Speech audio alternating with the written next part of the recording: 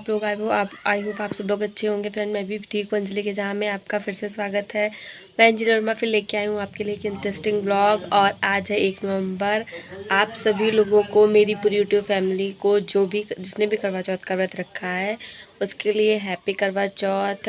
करवा चौथ की हार्दिक शुभकामनाएं। हैप्पी करवा चौथ तो एवरीवन। जिनके हस्बैंड ने भी व्रत रखा है वो कितने लकी लोग हैं।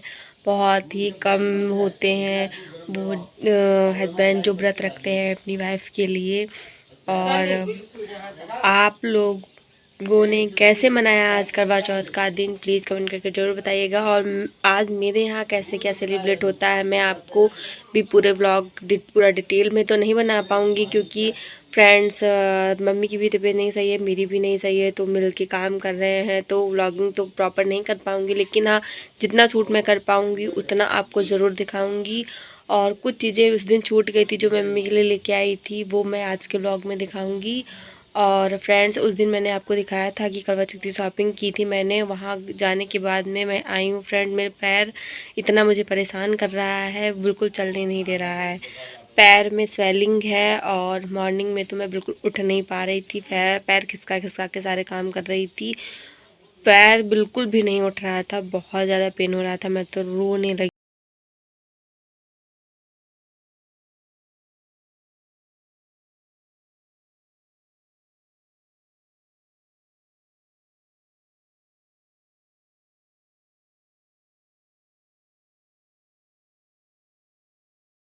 कलर की जो साड़ी है, ये रेड कलर की साड़ी और ग्रीन कलर की साड़ी मैंने मम्मी के लिए प्रिपेयर की थी कि इनमें से जो भी मम्मी को अच्छी लगेगी तो वो करवा चौथ में पहन लेंगी।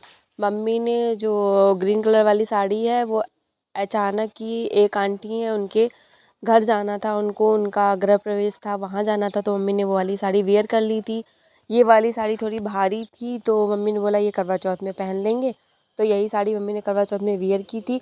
और जितनी ज्वेलरी है, ये चूड़ियाँ हैं, ये मम्मी ने करवा चौथ में पहनी थी, ये मैंने निकाल के सब रख दिया था। और ये पायल और बिछिया जो हैं मम्मी ने करवा चौथ में पहली बार पहने थे, ये मम्मी का करवा चौथ गिफ्ट है। बहुत मैंने फोर्स किया तब मम्मी ने ये पायल पहनी।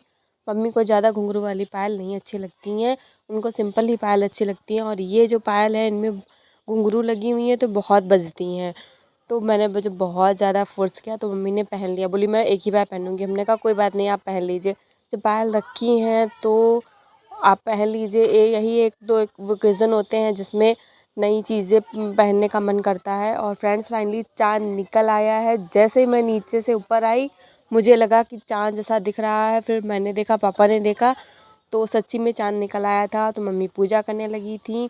रात के अंधेरे में आसपास का कुछ दिखाई नहीं दे रहा था, मैं कैप्चर करने की कोशिश कर रही थी। ये मम्मी पूजा कर रही हैं। हमारे यहाँ ऐसे ही पूजा की जाती है।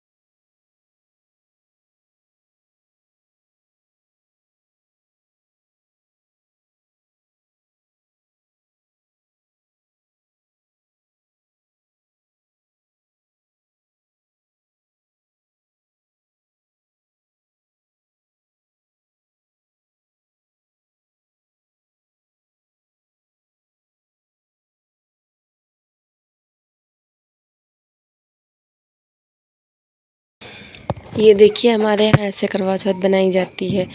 ये जो चावल मामा के यहाँ से आते हैं उसी का ये भिगो के पीसे गए हैं, उसी से ये बनाया गया है।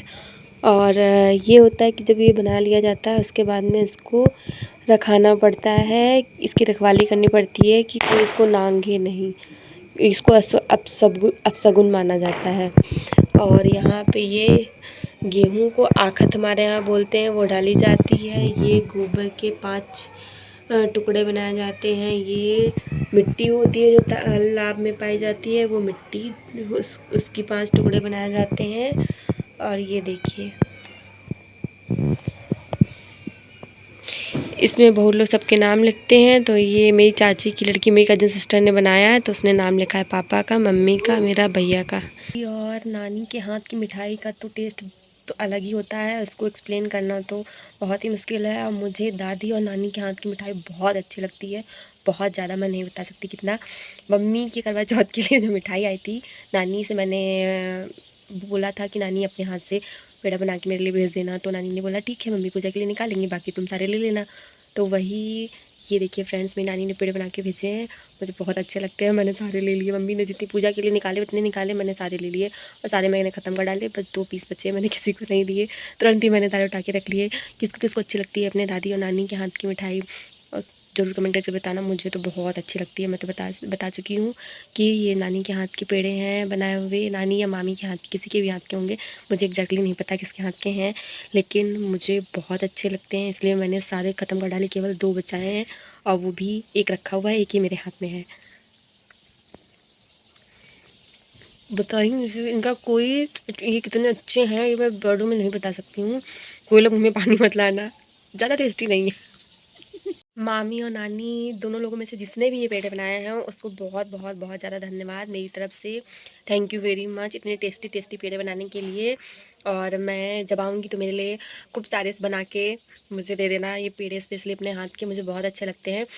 हालांकि ना, वहाँ मेरे वहाँ नानी के यहाँ का मेला था, उन्होंने मुझे बुलाया था, लेकिन मेरे इतनी ज़्यादा तेज़ फीवर था फ्रेंड्स कि मैं जा ही नहीं पाई।